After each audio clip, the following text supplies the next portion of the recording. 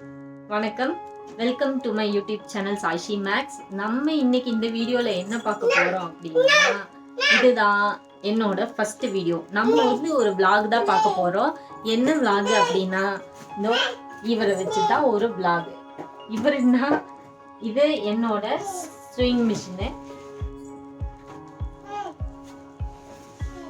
இது வந்து இப்போ நான் ரீசெண்டாக வாங்கின ஸ்விங் மிஷினு. எனக்கு மிஷின் வாங்கணும்னு ரொம்ப நாளா ஆசை, ஆனா அது நிறைவேறவே இல்லை. எப்படியோ ஒரு கடைசியில கஷ்டப்பட்டு என்னால முடிஞ்சு இந்த ஸ்விங் மிஷினை நான் வாங்கியிருக்கேன். இதுலயே வந்து சின்னது ஒன்று இருந்தது, ஆனா எனக்கு சின்னதுக்கும் பெருசுக்கும் பெரிய டிஃபரன்ஸ் தெரியல. சின்னது வந்து 7,000 ரூபாய் சொன்னாங்க, 7,000 சம்திங் சொன்னாங்க. பெருசு வந்து 10,500 ரூபாய்க்கு நான் வாங்கியிருக்கேன். இப்போ இதுல பெரிய காமெடி என்னன்னா, எனக்கு தைக்க தெரியாது. சரி, இனிமேல் நம்ம பழகுவோம் அப்படின்னு சொல்லிட்டு நான் இந்த மிஷின் வாங்கியிருக்கிறேன். நான் வந்து இதுக்காக கிளாஸ் போகிற ஐடியாவில் இல்லை, ஏன்னா இப்போதான் நம்மளுக்கு ஃப்ரீ ஆஃப் காஸ்ட்லேயே எல்லாமே யூடியூப்லேயே அவைலபிளாக இருக்கே.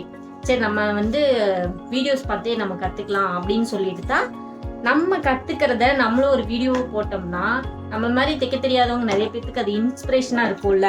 அதனால நான் எப்படி இந்த ஜேர்னியில் தொடங்கி ஒரு பெரிய டெய்லராக போகிறேன். நம்ம மெரிட் மிஷினில் எப்படி நூல் மாட்டுறதுன்னு பார்க்கலாம். ஃபஸ்ட்டு அந்த மேலே இருக்க கம்பியை ஓப்பன் பண்ணி அதுக்குள்ளே அந்த நூல்கண்டை வச்சு அந்த லென்த்தியாக ஒன்று இருக்குல்ல, அதில் ஃபஸ்ட்டு ஹோல்ஸில் வந்து ஃபஸ்ட்டு நம்ம நூலை உள்ளே போட்டுக்கணும். உள்ளே போட்டு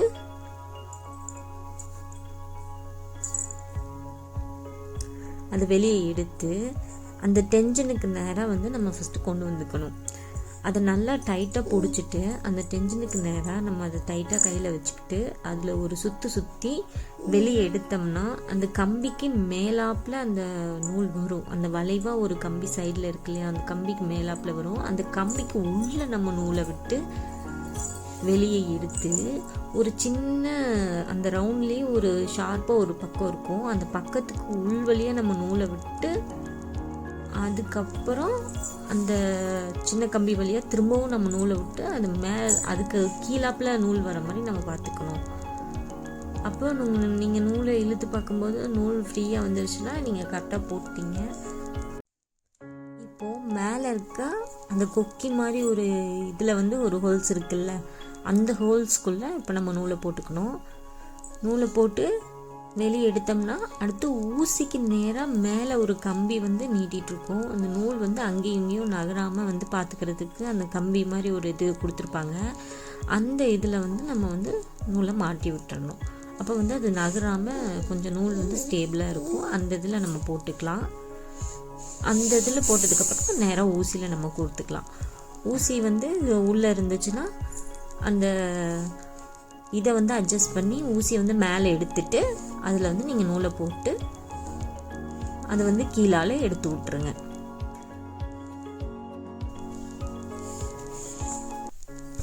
இப்போ வந்து நம்ம பாபின்குள்ளே நூல் போட்டுக்கலாம். ஆல்ரெடி நான் பாபின் சுற்றி தான் வச்சுருக்கேன். அதை வந்து வெளியில் எடுத்து இப்போ நான் வந்து உங்களுக்கு போட்டு காமிக்கிறேன். இப்போ பாபின் கேஸ்குள்ளே வந்து ஃபஸ்ட்டு நம்ம கரெக்டாக போடணும். அதை வந்து உள்ளே போட்டு அந்த நூல் வந்து சைடில் ஒரு சின்னதாக ஒரு கேப் மாதிரி இருக்கும், அந்த வழியாக எடுத்து நூல் வந்து ஈஸியாக ரிலீஸ் ஆகுதா அப்படின்னு நம்ம பார்க்கணும். அது ஓகேவாக இருந்துச்சுன்னா இப்போ வந்து நம்ம பாபினை வந்து ஃபிக்ஸ் பண்ணிக்கலாம் உள்ள.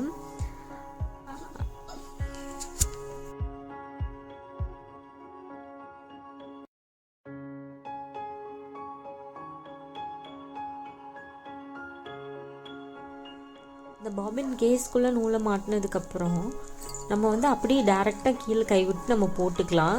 ஆனால் வந்து நான் அந்த வீடியோவில் தெரியணுன்றதுக்காக உங்களுக்கு மிஷினை தூக்கி போட்டு காமிக்கிறேன். எப்பயுமே மிஷின் தூக்கி தான் போடணுன்னு அவசியம் இல்லை, நீங்கள் டேரெக்டாக கீழே பார்த்தீங்கனாலே உங்களுக்கு தெரியும், அதை அப்படியே மாட்டிக்கலாம். இது எப்படி அந்த இது போடுறதுன்னு மட்டும் நான் இப்போ இன்றைக்கி மிஷின் தூக்கி உங்களுக்கு போட்டு காமிக்கிறேன்.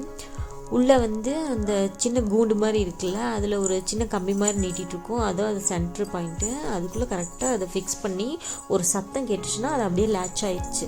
அது அப்படியே ஃபிக்ஸ் ஆனோடனே நீங்கள் அது விட்டுலாம். அடுத்து வந்து அந்த வீலை வந்து மேலே இருக்க வீலை வந்து அட்ஜஸ்ட் பண்ணி சுற்றுனீங்க அப்படின்னா கீழே இருக்க அந்த பாபின் நூல் வந்து மேலே வெளியே வந்துடும். அதுக்கப்புறம் நம்ம அதையும் எடுத்து விட்டுட்டு நம்ம ஸ்டிச் பண்ண ஆரம்பிச்சிடலாம். பாபின் நூல் வந்து இப்போ நான் அட்ஜஸ்ட் பண்ணி மேலே எடுத்துட்டேன், வீல் அட்ஜஸ்ட் பண்ணி மேலே எடுத்துட்டேன். இப்போது ஒரு கிளாத் வச்சு நம்ம ஸ்டிச் பண்ணி பார்க்கும்போது ஃப்ரண்ட் அண்ட் பேக் தையல் வந்து நீட்டாக வந்துருச்சு அப்படின்னா நம்மளுக்கு வந்து நூல் வந்து எந்த பிரச்சனையும் இல்லாமல் நல்லா போட்டிருக்கோன்னு அர்த்தம். இப்போ நம்ம வந்து ஸ்டிச்சஸ் எப்படி வருது அப்படின்னு சொல்லி ஒரு கிளாத் வச்சு செக் பண்ணி பார்க்கலாம்.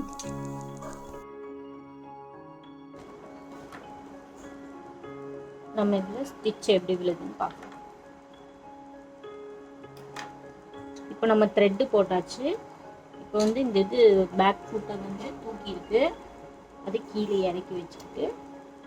நம்ம எல்லா ஹோல்ஸ்லேயுமே வந்து ஆயில் விட்டுருக்கோம்.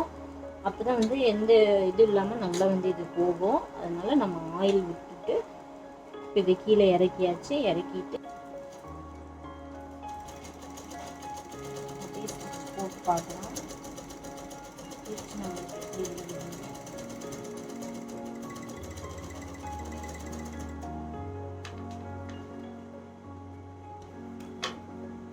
ஓகே, இது ப்ளூ கலரில் இந்த ஸ்டிச் இப்போ போட்டது இது நல்லாவே ஸ்டிச் விழுந்திருக்கு. ஃப்ரண்ட் அண்ட் பேக்லேயும் நல்லாவே ஸ்டிச் விழுந்திருக்கு.